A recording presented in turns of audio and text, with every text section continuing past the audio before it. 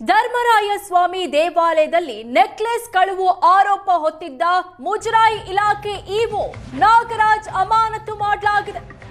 EO ಅಮಾನತು ಮಾಡಿ ಮುಜರಾಯಿ ಇಲಾಖೆ ಆದೇಶ ಹೊರಡಿಸಿದೆ. ಮುಜರಾಯಿ ಇಲಾಖೆಯ ಆಯುಕ್ತ ಶರತ್ ಈ ಬಗ್ಗೆ ಆದೇಶ ಕೊಟ್ಟಿದ್ದಾರೆ. ಇಒ ನಾಗರಾಜ್ ವಿರುದ್ಧ 122 ಗ್ರಾಂ ಚಿನ್ನದ ನೆಕ್ಲೆಸ್ ಕದ್ದ ಆರೋಪ ಹೊರಿಸಲಾಗಿತ್ತು. ಕಳ್ಳತನ ಬಯಲಾಗ್ತಿದ್ದಂತೆ ಹುಂಡಿಗೆ ವಾಪಸ್ ಹಾಕಿದ್ರು ಅಧಿಕಾರಿ. ಧರ್ಮರಾಯ ಸ್ವಾಮಿ ದೇವಾಲಯದಲ್ಲಿ ನೆಕ್ಲೆಸ್ ಕಳುವು ಆರೋಪ ಹೊತ್ತಿದ್ದ ಇಒ ನಾಗರಾಜ್ ಅಮಾನತು ಮಾಡಲಾಗಿದೆ. ಬೆಂಗಳೂರಿನ ಕರಗ ನಡೆಯುವಂತಹ ದೇವಸ್ಥಾನ ಧರ್ಮರಾಯ ದೇವಸ್ಥಾನದಲ್ಲಿ ಚಿನ್ನದ ನೆಕ್ಲೆಸ್ ಕದ್ದಿರುವಂತಹ ಆರೋಪ ಕೇಳಿ ಬಂದಿತ್ತು. ದೇವಾಲಯದ ನಿಕಟಪೂರ್ವ ಅಧ್ಯಕ್ಷ ಸತೀಶ್ ಈ ಬಗ್ಗೆ ಆರೋಪ ಹೊರಿಸಿದ್ರು. ಮುಜರಾಯಿ ಇಲಾಖೆ ಇಒ ನಾಗರಾಜ್ ನೆಕ್ಲೆಸ್ ಕದ್ದಿದ್ದಾರೆ ಅಂತ ಆರೋಪಿಸಿದ್ರು. ಈ ಆರೋಪದ ಬೆನ್ನಲ್ಲೇ ಈಗ ಮುಜರಾಯಿ ಇಲಾಖೆ ಇಒ ನಾಗರಾಜ್ ಅಮಾನತು ಮಾಡಲಾಗಿದೆ. ಕಳ್ಳತನ ಬಯಲಾಗ್ತಿದ್ದಂತೆ ಹುಂಡಿಗೆ ನೆಕ್ಲೆಸ್ ವಾಪಸ್ ಹಾಕಿದ್ರು.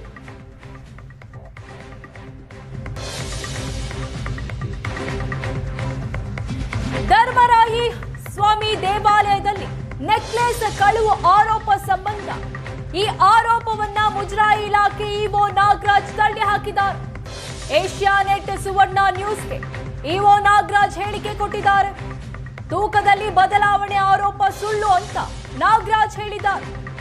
ಬ್ಯಾಂಕ್ ಸಿಬ್ಬಂದಿ ಸಮ್ಮುಖದಲ್ಲಿ ಮತ್ತೊಮ್ಮೆ ಪರೀಕ್ಷೆ ಮಾಡಿದ್ದೇವೆ, ತಪ್ಪು ಮಾಡಿದ್ರೆ ಶಿಕ್ಷೆ ಆಗಲಿ ಅಂತ ಮುಜರಾಯಿ ಇಲಾಖೆ ಇಒ ನಾಗರಾಜ್ ಏಷ್ಯಾನೆಟ್ ಸುವರ್ಣ ನ್ಯೂಸ್ಗೆ ಹೇಳಿದ್ದಾರೆ.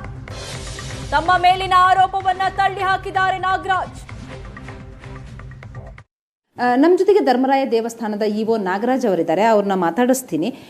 ಸರ್, ಈಗಾಗಲೇ ನಿಮ್ಮ ಮೇಲೆ ಒಂದು ಆರೋಪ ಕೇಳಿ ಬಂದಿದೆ. ಧರ್ಮರಾಯ ದೇವಸ್ಥಾನದಲ್ಲಿ ಆಗಿರುವಂತಹ ನಕ್ಲೆಸ್ ಕಳ್ಳತನದಲ್ಲಿ ಅಂದ್ರೆ ಕಳ್ಳತನ ನೀವು ಮಾಡಿದ್ದೀರಿ ಅನ್ನುವಂತಹ ಆರೋಪವನ್ನ ಮಾಡಿದ್ದಾರೆ ದೇವಸ್ಥಾನದ ವ್ಯವಸ್ಥಾಪಕ ಮಂಡಳಿಯವರು ಸತೀಶ್ ಅನ್ನೋರು. ಏನು ಹೇಳಿದ್ರಿ ಮೇಡಮ್? ಇಲ್ಲ, ಅದು 6ನೇ ತಾರೀಕು ಉಂಡಿ ಕೌಂಟಿಂಗ್ ಡೇಟ್ ಕೊಟ್ಟಿದ್ರು. ಅದರಂತೆ ನಾವು ಉಂಡಿ ಎಣಿಕೆ ಮಾಡಿದ್ವಿ. ಸೊ ಉಂಡಿ ಎಣಿಕೆ ಮಾಡೋ ಟೈಮಲ್ಲಿ ಅದು ಒಂದು ನೆಕ್ಲೆಸ್ ಸಿಕ್ತು. ಸೊ ಸಂಜೆ ಆ ಟೈಮ್ಗೆ ಉಂಡಿ ಕೌಂಟಿಂಗ್ ಎಲ್ಲ ಮುಗಿಲಿಕ್ಕೆ ಒಂದು 4-4:15 ಮೋಸ್ಟ್ಲಿ ಆ ಟೈಮ್ ಆಗಿತ್ತು. ಸೊ ಅದನ್ನು ಅಪ್ರೈಸ್ ಮಾಡಲಿಕ್ಕೋಸ್ಕರ ಬ್ಯಾಂಕ್ ಅವ್ರಿಗೆ ನಾವು ನಮ್ಮ ಹಣಕಾಸು ವ್ಯವಹಾರ ಮಾಡ್ತೀವಿ ಬ್ಯಾಂಕಲ್ಲಿ, ನಮ್ಮ ಟೆಂಪಲ್ದು, ಅವ್ರಿಗೆ ಮ್ಯಾನೇಜರ್ ಫೋನ್ ಮಾಡಿದೆ. ಫೋನ್ ಮಾಡಿ ಕೇಳಿದ್ರು, ಅಪ್ರೈಸರ್ ಈ ಟೈಮಲ್ಲಿ ಸಿಗಲ್ಲ ಸರ್, ಮಾರ್ನಿಂಗು ಬೇಕಾದ್ರೆ ಕರೆಸ್ತೀವಿ ಅಂತ ಹೇಳಿದ್ರು.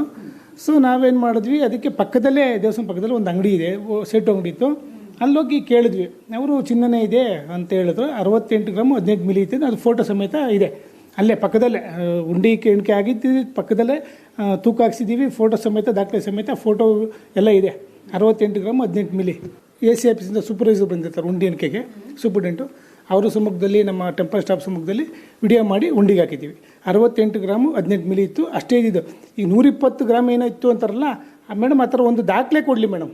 ಸತ್ಯವಾಗ್ಲೂ ಯಾವುದೇ ಕಾರಣಕ್ಕೂ ಹೇಳ್ತೀನಿ ಕೇಳಿ, ಇದೆಲ್ಲ ಶುದ್ಧ ಸುಳ್ಳು. ಯಾಕೆ ಈ ಥರ ಆಪಾದನೆ ಮಾಡ್ತಾರೆ ನಮ್ಗೆ ಗೊತ್ತಿಲ್ಲ. ನೀವು ಅದನ್ನ ದೇವಸ್ಥಾನದಿಂದ ಹೊರಗಡೆ ತಗೊಂಡು ಹೋಗೋದಕ್ಕೆ ಇಲ್ಲ, ನಿಯಮನೇ ಇಲ್ಲ. ಹೇಗೆ ತಗೊಂಡೋದ್ರಿ ನೀವು? ಅಂದ್ರೆ ಯಾರನ್ನ ಕೇಳಿದ್ರಿ? ಯಾರನ್ನಾದ್ರೂ ಪರ್ಮಿಷನ್ ತಗೊಂಡ್ರಾ ಅಥವಾ ಅರ್ಚಕರಿದ್ರ ಏನು ಅಲ್ಲಿ? ಮೇಡಮ್, ಈಗ ಹೇಳಿದ್ವಲ್ಲ, ಆ್ಯಕ್ಚುಲಿ ನಿಜನೇ ದೇವಸ್ಥಾನದಿಂದ ಹೊರಗಡೆ ತೊಗೊಂಡು ಹೋಗೋದಿಲ್ಲ, ಅದು ಸತ್ಯ. ನಮ್ಮ ಇಲಾಖೆಯಲ್ಲಿ ಅದು ನಿಯಮ ಇದೆ. ಬಟ್ ನಾವೀಗ ಅದನ್ನು ಅಲ್ಲೇ ಇಡಬೇಕು ಅಂದರೆ, ಒಂದು ದೇವಸ್ಥಾನದಲ್ಲಿ ಲಾಕರ್ ಇರಬೇಕು, ಲಾಕರ್ ಇಲ್ಲ. ಎರಡನೇದಾಗಿ ಸೆಕ್ಯೂರಿಟಿ ಇಲ್ಲ, ಯಾವುದು ಡೇ ಸೆಕ್ಯೂರಿಟಿ ಆಗಲಿ ನೈಟ್ ಸೆಕ್ಯೂರಿಟಿ ಇಲ್ಲ, ಒಂದು ಸೇಫ್ಟಿ ಪರ್ಪಸ್ಗೆ. ಆಮೇಲೆ ಮೂರನೇದಾಗಿ ಅರ್ಚಕರು ವಶಕ್ಕೆ ಕೊಡೋಣ ಅಂದರೆ ಅರ್ಚಕರೊಬ್ಬರು ಡಿಸ್ಮಿಸ್ ಆಗಿದ್ರು, ಒಬ್ಬರು, ಇನ್ನೊಬ್ಬ ಅರ್ಚಕರು ಸಸ್ಪೆಂಡ್ ಆಗಿದ್ರು. ಸೊ ಹೀಗಿರುವಾಗ ಸಂಜೆ ಟೈಮ್ ಆಗಿತ್ತು. ಈಗ ಅದನ್ನು ಭದ್ರತಾ ದೃಷ್ಟಿಯಿಂದ ನಾವು ಏನೋ ಒಂದು ಸೇಫ್ ಮಾಡಬೇಕು ಅನ್ನೋ ದೃಷ್ಟಿಯಿಂದ ಅದನ್ನು ತೊಗೊಂಡು ಬಂದು ಆಫೀಸ್ ಇಟ್ಟಿದ್ದೀನಿ.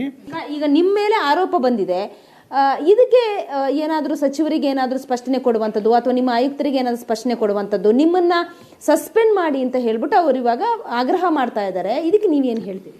ಮೇಡಮ್, ತಪ್ಪು ಮಾಡಿದರೆ ಅದಕ್ಕೆ ಶಿಕ್ಷೆ ಆಗಲೇಬೇಕು, ಅದಕ್ಕೆ ನಾನು ಸಿದ್ಧ ಇದ್ದೀನಿ ಮೇಡಮ್. ಅದ್ರ ಮೇಲೆ ಇದು ಬಿಟ್ಟು ನಾನು ಹೆಚ್ಚಿಗೆ ಏನು ಹೇಳೋಕ್ಕಲ್ಲ. ಬೆಂಗಳೂರಿನಿಂದ ಕ್ಯಾಮರಾ ಪರ್ಸನ್ ನಾಗರಾಜ್ ಜೊತೆಗೆ ಮಮತಾ ಮರದಾಳೆ, ಏಷ್ಯಾನೆಟ್ ಸುವರ್ಣ ನ್ಯೂಸ್.